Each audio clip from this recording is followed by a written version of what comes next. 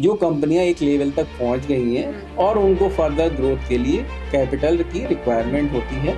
इसमें हाँ रिस्क थोड़ा मॉडरेट होता है। Hello everyone, welcome to our channel. I am Drishna, your host for today. And आज हम बात करेंगे AIF के बारे में, which is Alternative Investment Fund. आज हमारे साथ जुड़ेंगे finance expert CA Vikas Jain, who has an experience of over 25 plus years. So let's get started. Welcome है CA विकास जैन आपका हमारे पॉडकास्ट में। आज हम डिस्कस करने वाले हैं ऑल्टरनेटिव इन्वेस्टमेंट फंड के बारे में। Thank you Drishna. हम लोग डिस्कस करेंगे AIF क्या होते हैं और कौन लोगों को इसमें इन्वेस्टमेंट करना चाहिए। बहुत अच्छा लगा आप आज आए हैं। आपका 25 साल का एक्सपीरियंस है, जो भी आपकी नॉलेज है आज सब हम डिस्कस करेंगे अपने ऑडियंस के सामने। थैंक यू दृष्णा और थैंक यू ऑडियंस। जैसा कि हम हमेशा करते हैं, पहले बेसिक्स हम कवर करेंगे अपना हमारी ऑडियंस को बताने के लिए, जिससे उन्हें पता होना चाहिए हम जो डिस्कस कर रहे हैं किस बारे में डिस्कस कर रहे हैं। तो सर आप हमें बताइए ऑल्टरनेटिव इन्वेस्टमेंट फंड यानी कि AIF होता क्या है आपके? बेसिकली ये एक प्राइवेट पूल फंड है, मतलब जिसमें HNIs होते हैं, वो एक कॉर्पस बिल्ड करते हैं और उसका जो स्पॉन्सर होता है और जो फंड मैनेजर होता है वो डिसाइड करता है ये पैसा कहाँ लगाना है। क्योंकि ये थोड़ा हाईली रिस्की सेक्टर होते हैं। इसकी स्टार्टिंग सेबी ने 2012 में की थी। इसके लिए रेगुलेशन बनाए हैं इसको कि भाई प्रॉपर ट्रांसपेरेंसी रहे। और वो ये एक तरह से म्यूचुअल फंड का ही बड़ा रूप है। आप कह सकते हो कि म्यूचुअल फंड में आप म्यूचुअल फंड जैसे आप 500 रुपए से इन्वेस्ट कर सकते हो। इवन कुछ इस साइड ब्लैक रॉक लेके आए 100 रुपए से आप स्टार्ट। तो लेकिन AIF में रिक्वायरमेंट है कि मिनिमम इन्वेस्टमेंट 1 करोड़ है। हाँ ये तो इसमें रिस्क भी ज़्यादा है और उसके हिसाब से इसमें रिवार्ड भी ज़्यादा है। Okay, so the major difference here is scale different है। म्यूचुअल फंड में आप कम पैसों से स्टार्ट कर सकते हो, बट AIF में आपको ज़्यादा पैसे HNI की है, HNI है इसमें फाइनेंशियल इंस्टीट्यूशन है और जो कॉर्पोरेट हाउसेज हैं। तो सर AIF और जो हमारा PMS होता है इसमें क्या डिफरेंस रहता है? आप थोड़ा देखिए, जनरली जो PMS होता है उसमें जो ब्रोकर्स होते हैं, जो कंसल्टेंट्स होते हैं, वो आपके बिहाफ पर सिक्योरिटी बाय करते हैं और वो डायरेक्टली आपके पोर्टफोलियो में दिखता है, आपके डीमेट अकाउंट में दिखता है। AIF बेसिकली ये म्यूचुअल फंड होता है, उसी की तरह आपकी यूनिट्स मिलती हैं। उसकी क्वार्टरली बेसिस पर जो AIF होता है उसकी वैल्यूएशन मतलब कैलकुलेट की जाती है क्वार्टरली बेसिस पर और वो आपके इन्वेस्टमेंट में दिखेगी। बट वो पर्टिकुलर कंपनी के शेयर्स उसमें नहीं मिलते।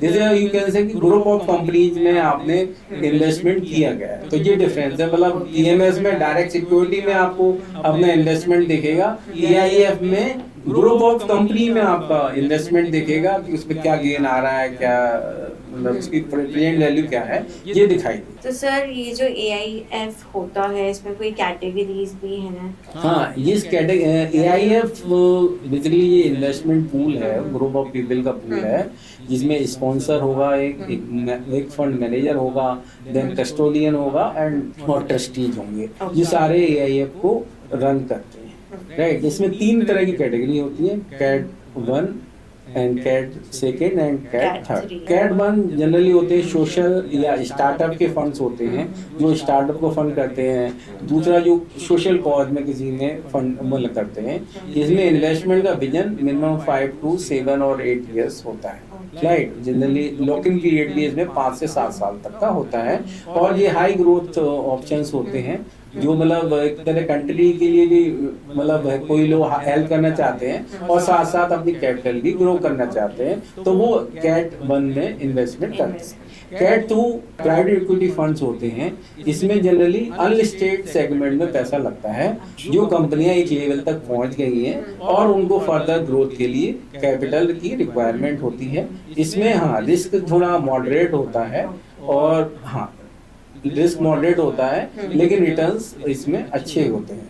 कैट 3 में जनरली अनलिस्टेड सेगमेंट में पैसा लगता है, जो ऑलरेडी कंपनी या स्टॉक मार्केट में लिस्टेड है उनमें पैसा इन्वेस्ट होता है, या समटाइम प्री आईपीओ में कुछ सेगमेंट में कुछ कंपनियां मतलब प्री आईपीओ में भी इन्वेस्टमेंट करती हैं, जो एआईएफ फंड्स हैं वो इन्वेस्टमेंट करते हैं। तो ये इस तरह से 3 कैटेगरी हैं। तो जो भी इन्वेस्टर है वो अपने रिस्क एपेटाइट को लेके और कितने टाइम तक उसको फंड चाहिए, मतलब उसका लॉकिंग 1 साल की उसका विजन है कि मुझे 1 साल तक ही फंड इन्वेस्ट करना है, 2 साल तक करना है या 5 साल तक करना है, और अपने रिस्क एपेटाइट को देखते हुए आप प्रॉपर एआईएफ को चुन सकते हैं। एआईएफ है, इसका रेगुलेटर कौन है? सेबी इसका रेगुलेट करती है, वहाँ पे पूरी सारी रजिस्ट्रेशन कराना होता है। जब भी कोई एआईएफ नया क्रिएट होता है उसको अपना मेमोरेंडम सबमिट करना होता है कि स्कीम क्या है, कहाँ इन्वेस्टमेंट करेगी, क्या उसके फीस होगी, जिससे कि जो इन्वेस्टर्स हैं उनको प्रॉपर क्लियरिटी रहे कि क्या थीम है जिसमें ये पर्टिकुलर एआईएफ काम करेगा, इसकी कैटेगरी क्या है, क्या हमें एनुअल चार्जेस लगेंगे, क्या हमारा कैरी चार्जेस है कि भाई जो आफ्टर सक्सेस के बेसिस पर जो उनका फीस चार्जेज होता है। तो ये सब सारा क्लियर उसमें मेंशन होता है डॉक्यूमेंट के, उसी बेसिस पर इन्वेस्टर डिसीजन लेता है कि हमें किस एआई में पैसा लगाना चाहिए। सर इसमें जो लीगल स्ट्रक्चर होता है वो क्या होता है, और रिटेल जो करना होता है वो अलाउड होता है इसमें? देखिए इसमें मैंने आपको बताया ना, रिटेल इन्वेस्टर्स के लिए ये प्रोडक्ट नहीं है, ये एचएनआई के लिए है। मिनिमम इन्वेस्टमेंट 1 करोड़ होगा, ज़्यादा कुछ भी हो सकता है, और इस लॉक इन पीरियड 3 साल से लेके 11 साल तक का हो सकता है। लॉक इन पीरियड का मतलब ये होता है कि आप जो पैसा इन्वेस्ट करेंगे तो आपको मिनिमम इतने आपको एग्जिट 3 साल के बाद ही मिलेगा या 5 साल के बाद ही मिलेगा, ये क्लियर डॉक्यूमेंट में लिखा होता है।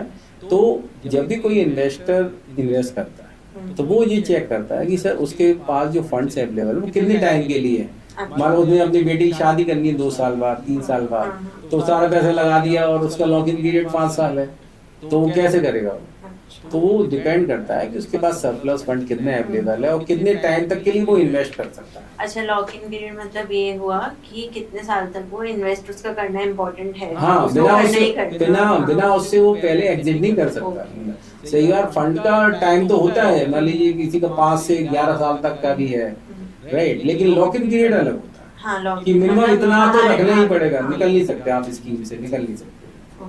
तो सर जो इंडिया में एआईएफ इंडस्ट्री है वो आपको क्या लगता है कितनी बड़ी है अभी?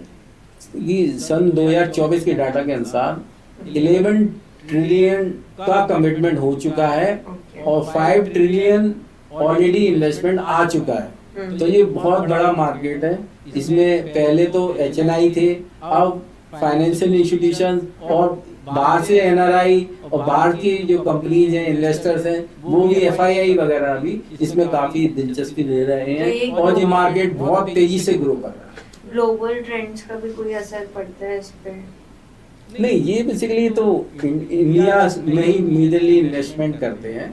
तो जो इंडिया की जो इकोनॉमी है वो ग्रोइंग इकोनॉमी है और काफी फ्यूचर अच्छा है इंडिया का कि भाई अगले 10 साल तक बहुत तेजी से ग्रो। हाँ, अभी तो ऐसे भी इकोनॉमिक ग्रोथ हाँ बहुत स्ट्रॉन्ग है। तो सर स्टार्टअप्स हो गए या हमारा जो इंफ्रास्ट्रक्चर रिलेटेड जो भी कंपनीज हो गए कुछ, तो उसमें एआईएफ का क्या रोल है? बेसिकली एआईएफ थोड़ा रिस्की प्रोजेक्ट्स होते हैं, यहाँ बैंक फंडिंग नहीं देता है। हमारे इनिशियल लेवल पे कोई इनोवेटिव स्टार्टअप करना चाहता है, राइट, कोई ड्रोन बनाना चाहता है, तो इस तरह के प्रोजेक्ट्स में यहाँ सर्विस से रिलेटेड है या टैक्स से रिलेटेड है, यहाँ पे नया बिजनेस कोई डेवलप करना चाह रहा है, ठीक है, तो उसमें बैंक रिस्क नहीं लेते, क्योंकि इसमें क्या होता है कि जो प्रमोटर्स होते हैं जनरली लोग डिफरेंट मतलब कोई आईआईटीएन है, 2 लोग हैं, 3 लोग हैं, तो उनके लिए क्योंकि वो मतलब एक लेवल पे आए हैं तो उनके लिए अवेलेबल नहीं, पॉसिबल नहीं होता कि वो हमें कोई सिक्योरिटी बैंक को दें। बैंक टिपिकली चलता है सिक्योरिटी की बेसिस। एआईएफ कुछ डिफरेंट है, बेसिकली ये एज इक्विटी भी इन्वेस्टमेंट करते हैं, एज डेट भी इन्वेस्टमेंट करते हैं, तो बेसिकली ये रिस्की थोड़ा सा ज्यादा होता है लेकिन गेन भी इसमें ज्यादा होता है। तो इसीलिए ये इस तरह के जैसे कोई सोशल कॉज हैं या कोई स्टार्टअप्स हैं जिनका सक्सेस रेशो भी मतलब थोड़ा सा कम रहता है, तो उसमें जो है AIF अच्छी तरह से इन्वेस्टमेंट जैसे करके बोलते हैं ना, जितना आप रिस्क लोगे उतना आप गेन करोगे। रिवार्ड मिलेगा, बिल्कुल बिल्कुल। तो सर जो इसमें 3 कैटेगरीज हैं, इसमें से ज्यादा कौन सी कैटेगरीज में सबसे ज्यादा इन्फ्लोज आते हैं? देखिए इसमें मेजर कैटेगरी जिसमें सबसे ज़्यादा इन्फ्लो आता है वो कैट 3 है, अच्छा। राइट। ये थोड़ा रिस्की भी है लेकिन रिटर्न्स भी इसमें अच्छे हैं, तो मेजरली इसमें इन्वेस्टमेंट ज़्यादा आता है। कैट 1 और कैट 2 में इन्वेस्टमेंट कम होती है। ओके, तो आप क्या सजेस्ट करेंगे ऑडियंस को कि अगर वो इन्वेस्ट करे तो कौन सी कैटेगरी? नहीं, ये मैंने अगेन बताया ना कि उसका रिस्क एपेटाइट कितना है। ओके, वो स्टार्टअप में इन्वेस्टमेंट करना चाह रहा है तो कैट ए में हाई रिस्क हाई रिवार्ड, ठीक है। फिर आती कैटेगरी 2 मॉडरेट रिस्क, एक लेवल तक कंपनी ऑलरेडी है, राइट, उनमें इन्वेस्टमेंट करना चाहता है तो वो कैट सेकंड में जाएगा। तीसरा कैटेगरी 3 में जो है ऑलरेडी कंपनी लिस्टेड है और या जो प्री IPO कंपनीज हैं उनमें इन्वेस्टमेंट होता है, कई बार हैज फंड्स हैं उनमें इन्वेस्टमेंट होता है। तो वो डिपेंड करता है, इन्वेस्टर को अपना रिस्क एपेटाइट अपना कैटेगरी खुद डिसाइड करे, जो AIF के डॉक्यूमेंट्स हैं उनको पढ़े, उनको रीड करे कि वो किस कैटेगरी में अपने आप को फिट पाता है और उसी में इन्वेस्टमेंट करे। इसके लिए वो अपने किसी फाइनेंशियल एडवाइजर की भी सलाह, इन्वेस्टमेंट एडवाइजर की सलाह ले सकता है। तो सर जो AIF का सेटअप प्रोसेस होता है वो क्या रहता है, और जो एलिजिबिलिटी क्राइटेरिया है उसके बारे में आप थोड़ा बताइए please. AIF basically SEBI registered fund है, इसमें देखिए स्पॉन्सर होता है और इसमें फंड मैनेजर होता है, इसके कस्टोडियन होता है और इसमें ट्रस्टीज होते हैं। इसमें स्पॉन्सर की लायबिलिटी होती है कि टोटल फंड में 2.5% और 5 crore which ever is less, ये उसको इन्वेस्टमेंट करना मैंडेटरी है। एक AIF का मिनिमम कॉर्पस जो है ना 20 करोड़ होना जरूरी है और मैक्सिमम इन्वेस्टर इसमें 1000 से ज़्यादा नहीं हो सकते। ओके, तो सर इसमें रिपोर्टिंग और वैल्यूएशन की कोई नॉर्म्स और रूल्स हैं? हाँ, इसमें क्या होता है कि क्योंकि ये जैसे सेबी में इसमें क्वार्टरली बेसिस पर पूरे पोर्टफोलियो की वैल्यूएशन की जाती है। ये AIF के जो टीम है, मैनेजमेंट है, उनकी लायबिलिटी होती है कि इंडिपेंडेंट वैल्यूएशन और टाइमली ऑडिट अपने फंड का कराते रहें और जिससे इन्वेस्टर को पता रहे कि एज ऑफ नाउ उनके इन्वेस्टमेंट की क्या वैल्यू चल रही है। और ट्रस्टी के कोई रूल्स? हाँ, ट्रस्टी ओवरऑल ऑपरेशन वो देखते हैं कि सब कुछ प्रॉपर चल रहा है, इसका स्कीम चल रहा है या नहीं चल रहा है, ये सारी चीजें। तो अगर इसमें कुछ नॉन कंप्लायंस हो तो उसके कोई कॉन्सिक्वेंसेस रहते हैं? अगर कोई नॉन कंप्लायंस होता है तो सेबी इसमें पेनल्टी लगा सकती तो सर AIF करना किसको कंसिडर करना चाहिए? मतलब एक तो मैंने बताया ना, एक तो HNI होना चाहिए जिसमें जिसकी कैपेसिटी होगी कम से कम 1 करोड़ रुपए इन्वेस्टमेंट कर सकते, मैक्सिमम अमाउंट कुछ भी हो सकता है, और जिसका ओरिजिन लॉन्ग टर्म हो, मतलब मिनिमम उसको लगता है 3 से 5 साल या 7 साल वो रुक सकता है, इन्वेस्टमेंट कर सकता है, वही लोगों के लिए ये कैटेगरी बनी हुई। इसमें कुछ लिक्विडिटी एक्सपेक्टेशंस वगैरह? हाँ, इसमें लिक्विडिटी थोड़ा कम रहती है, इसीलिए जिनका पास सरप्लस फंड्स हो, जनरली ये रहता है कि अगर आपकी जो नेटवर्थ मान लीजिए लेट्स सी 50 करोड़ की, तो आप 10% तक ही AIF में इन्वेस्टमेंट करें, सो दैट कि अगर आपको टेम्परेरी कहीं रिक्वायरमेंट फॉर द टाइमिंग आए तो वो आप उसकी लिक्विडिटी की वजह से आप प्रॉब्लम में ना आए। तो सर इसमें कुछ टैक्स के एडवांटेजेस या ड्रॉबैक्स कुछ रहते हैं? देखिए जो कैट 1 और कैट 2 है, ये बेसिकली जितना रिटर्न्स आएगा वो जो इन्वेस्टर है उसके हाथ में टैक्सेबल होगा, मतलब जी इनको कोई टैक्स देने की जरूरत नहीं है कैट 1 और कैट 2। लेकिन कैट 3 में जो टैक्स है वो AIF खुद पे करता है और इन्वेस्टर में को जो रिटर्न्स आता है वो पोस्ट टैक्स आता है। अच्छा, राइट, वो इन्वेस्टर के लिए फिर उसके हाथ में वो इनकम टैक्स फ्री होता है। और सर इसमें आपके हिसाब से जैसा आपने देखा होगा मेजर रिस्क क्या रहता है AIF में? देखिए इसमें मेजर रिस्क हो सकता है कि भाई कोई हो सकता है 10 कंपनियों में पैसा लगाया है AIF ने, 2 कंपनी मतलब नहीं चली, लेट्स से स्टार्टअप है या जो है, ओवरऑल रिटर्न्स तो अच्छे हैं लेकिन इसमें डिपेंड करता है कि पोर्टफोलियो क्या है कंपनी का, AIF का पोर्टफोलियो बेसिकली क्या है। सर जैसे किसी को अगर बीच में ही बंद करना हो तो पॉसिबल रहता है या नहीं रहता नहीं, उसमें देखिए जो लॉक इन पीरियड है उससे पहले तो कोई एग्जिट है? नहीं नहीं कर कर सकता है। तो सर लास्ट मेरा आपसे एक क्वेश्चन रहेगा कि जैसे अगर आपकी साइड से क्या ओपिनियन है कि करना चाहिए एआईएफ में इन्वेस्ट या नहीं, और करना चाहिए तो कैसे लोगों को इन्वेस्ट करना चाहिए? देखिए एआईएफ एक मतलब 12-13 साल पुराना कंसेप्ट है, लेकिन बड़ा अच्छा कंसेप्ट है। जो लोग हाई रिटर्न चाहते हैं और जिनके पास सरप्लस पैसा अवेलेबल है, मैं ये नहीं कह रहा हूँ कि घर पे लोन लेके एआईएफ में इन्वेस्टमेंट कर दो या घर बेच के या प्रॉपर्टी बेच के एआईएफ में कर दो। जनरली जितनी आपकी नेटवर्थ है उसका 10-15% आप इन्वेस्टमेंट एआईएफ में कर सकते हैं। अच्छा रिटर्न्स है, लगभग 20-25% से आईआरआर आप समझ लीजिए। कई एआईएफ ऑलरेडी दे रहे हैं, कुछ और इससे ज़्यादा भी रिटर्न दे रहे हैं। वो डिपेंड करता है एआईएफ का मैनेजमेंट क्या है, वो सारा आप चेक कीजिए।